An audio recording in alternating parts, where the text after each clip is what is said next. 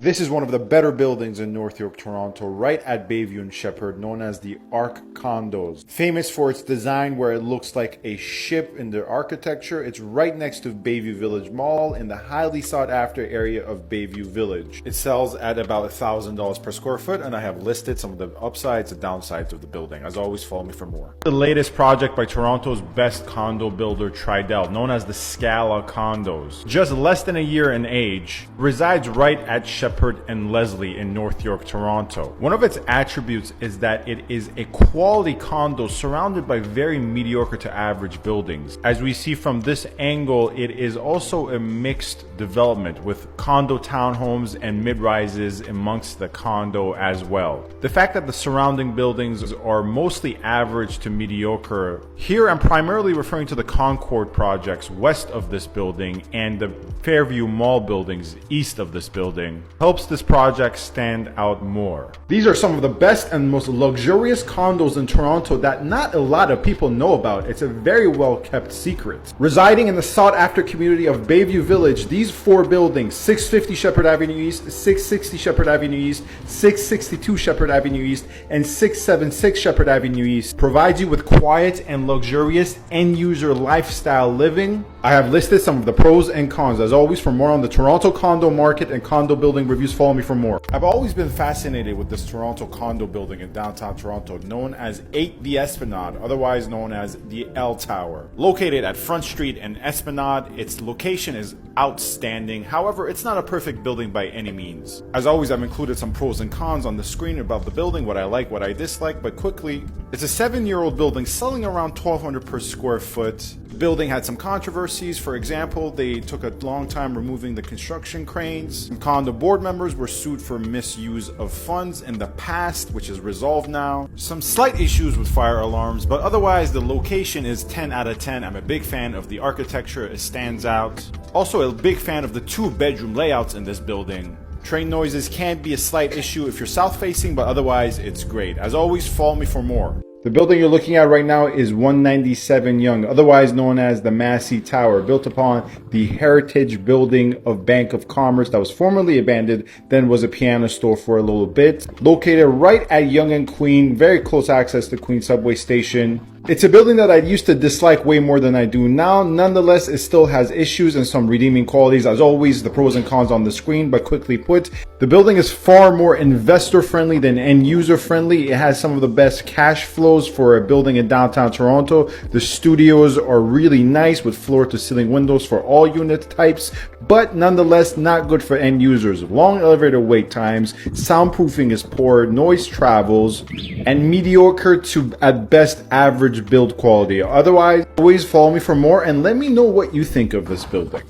There is no doubt you have seen these Toronto condos because they look right out of New York City. We're talking about 4 buildings in total, all by Daniels, right at Shepherd and Bayview in the highly sought after community of Bayview Village. You're looking at 4 buildings in total, 1 Reen Drive and 3 Reen Drive, known as the Chrysler buildings, and 2 Reen Drive and 8 Reen Drive, known as the Waldorf. All in all these 4 buildings are known as the NY Towers. It's hard to go into all the specificities of all 4 buildings here, but it quickly put some of the pros and cons are on the screen. I really like these buildings. They're not perfect, but I like that they look different. As always, for more on the Toronto real estate market, follow me for more or put your questions in the comments. Right now, you're looking at some of the most end-user friendly buildings in downtown Toronto that are very dignified, right at waterfront. These buildings are 33 Harbour Square, 55 Harbour Square, 65 Harbour Square, 77 Harbour Square, and 99 Harbour Square, all together known as the Harbour Square Condos. As always, the pros and the cons are on the screen, but for a brief summary, the location is absolutely fantastic. These buildings are very end-user friendly. They're very well maintained.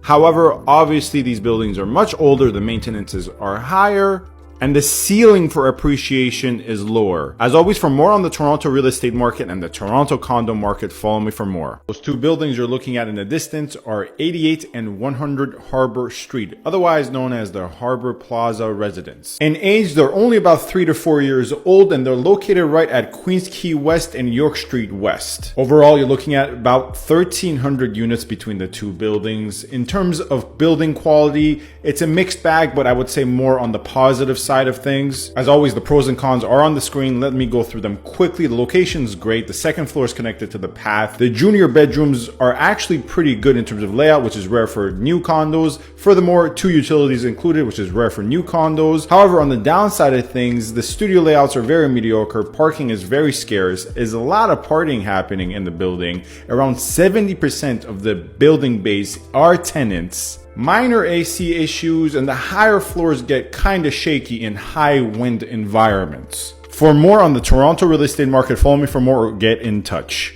You have undoubtedly seen this condo anytime you've driven downtown from the DVP or you've left downtown. It is 170 Bayview, otherwise known as River City 3, because it's the third phase of the River City condos. Overall, I'm very lukewarm on this condo. I think it's kind of an overrated condo, but as always, the pros and cons are on the screen. It is a mixed bag. Higher floor western views are very good from this building. It's a buy low area. The concierge and security is always very helpful and friendly. However, on the negative side, I'm not a big fan of the builder whatsoever. Overall layouts in this building, unless you're talking about the 2 bedrooms, are very bad.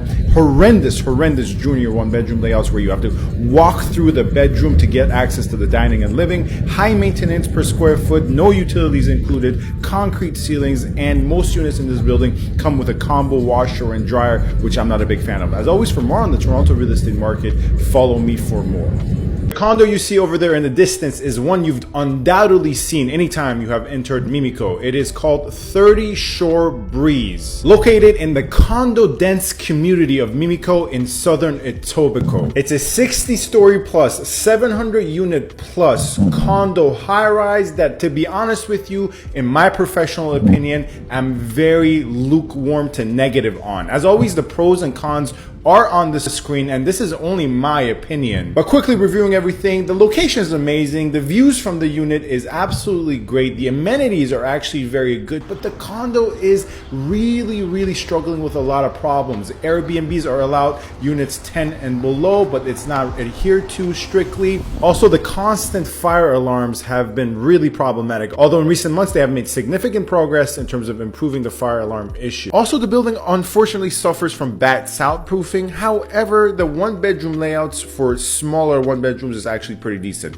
As always, for more on the Toronto real estate market, this is Sam from SaberiSixRealEstate. Follow me for more. There's no question you have definitely seen these 2 green towers last time you were in North York. Residing right at Yonge St, these 2 green towers are 9 and 11 Bogart Avenue, known as Emerald Park. They are definitely a mixed bag, but I find them to be a little bit overhated. Don't get me wrong, they're not great buildings by any means, but they're not the worst either, and they're often ranked as the worst. They definitely have the redeeming qualities. As always, the pros and cons are on the screen to quickly review. Location is definitely fantastic. Direct underground subway access. The 2-bedroom layouts in these buildings are really good. Despite its several problems, the value in this building has been maintained. Great western views and very convenient shops underground. But on the con side, major flooding has occurred in this building. The concierge is not very nice, and the management is very poor. Elevator wait times are high, no visitor parking, constant turnover, 1+1s with no dens. That's right, the +1s are not dens,